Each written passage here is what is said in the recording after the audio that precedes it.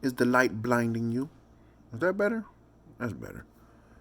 Well, now I'm gonna have to hold my hand up the whole time. Like, what is this on my damn face? Same thing on my shirt too. See that? It's right here. It's right here. Same thing. I don't know if this quality is. I don't know if this is gonna have any quality video. Oh, I'm recording. So, so many good movies to choose from. This is a spotlight. The second video I've done.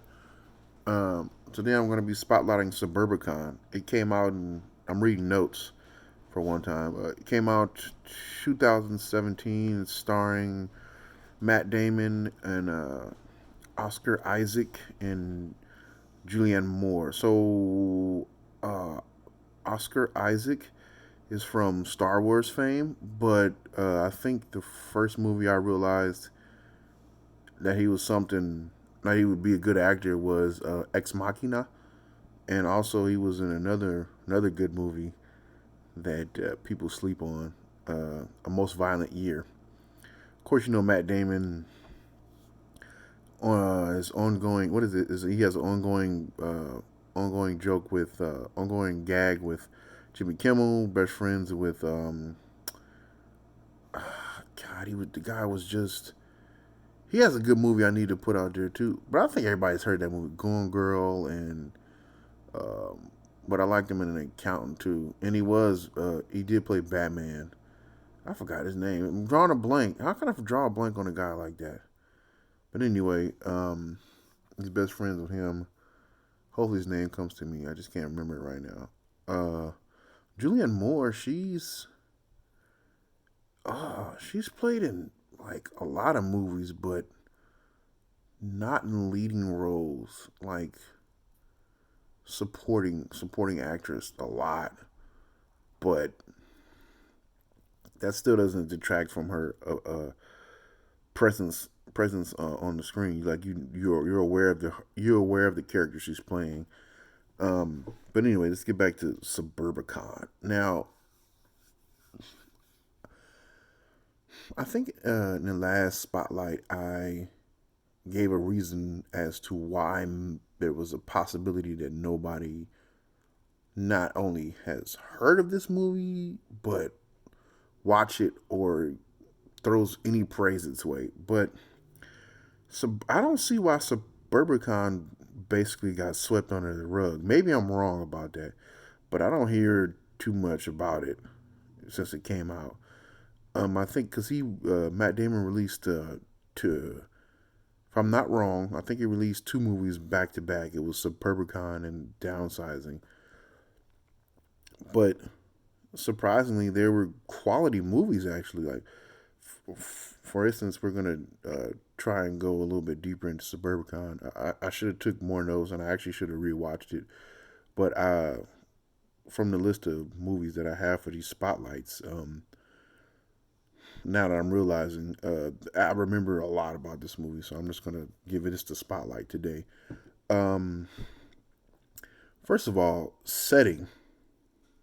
Okay, you're winning on they're winning on from that aspect initially because it's set in pretty much in the manner of the title Suburbicon. So it's set in the suburbs in the 1950s. The suburbs was a new invention in the 1950s. So everything that you're seeing is new. I mean, I think at least in today's world, the the suburbs are the suburbs are so commonplace that people don't even realize that this was a constructed thing. That like the whole idea of the suburbs was constructed in order to like, they're basically like worker camps and living quarters for workers. Which I mean, this is a nice way of putting it, but this spin, well, this their take on this, their take on this and the lives that happen or the people that choose to live in these type of areas is so interesting. I enjoyed it just for that fact because they did so much detail in constructing the neighborhood, and of course the clothes, and the fact that there's one, you can count it again, one black family that moves into the suburbs, and they do a great job of showing. They don't. So for instance, the movie just doesn't say, "Oh, black people, oh my God, I'm so scared."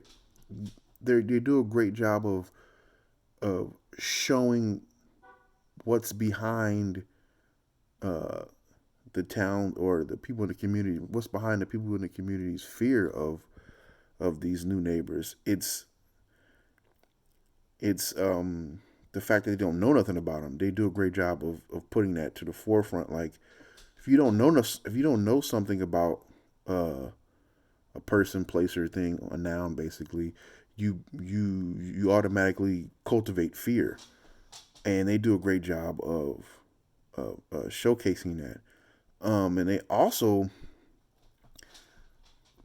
do a great job of showing that while this is the talk of the community, basically, how could they let an African American family move in here? I can't believe that.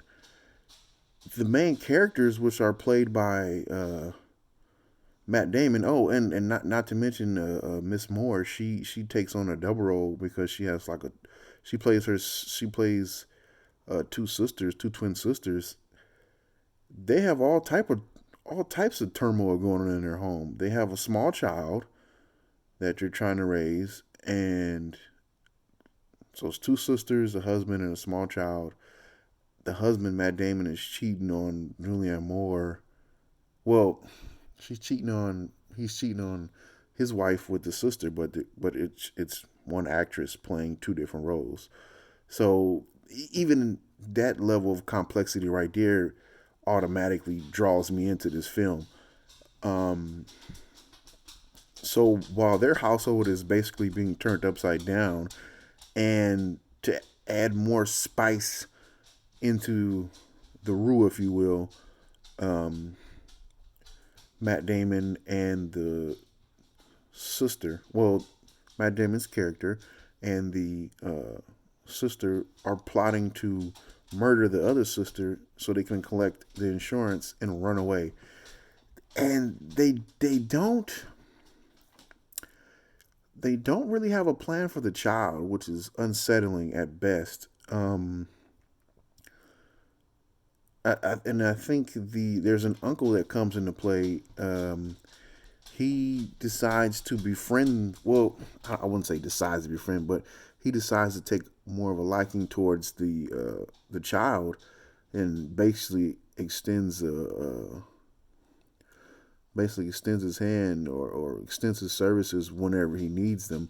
So closer to the end of the movie, I won't give away everything. So closer towards the end of the movie, he decides to throw on a cape and fly in there and save the day.